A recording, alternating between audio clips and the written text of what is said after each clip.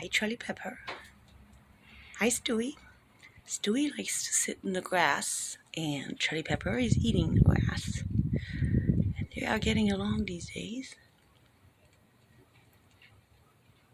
Hi, Charlie Pepper.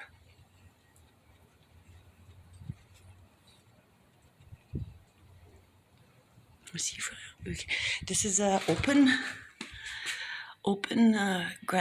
grazing area for the winter, so they can get in and out, and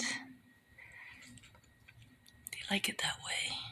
So they come through the patio door. Usually there's a doggy door here that they use, and then they basically, this is the living area. Tuk Tuk is inside, and I think Shadow, our oldest guinea pig, is sleeping. Right, Tuk Tuk? Yeah, I'm talking to you. Anyway, we're just gonna show Charlie Pepper eating grass next to Stewie. And he seems okay with it,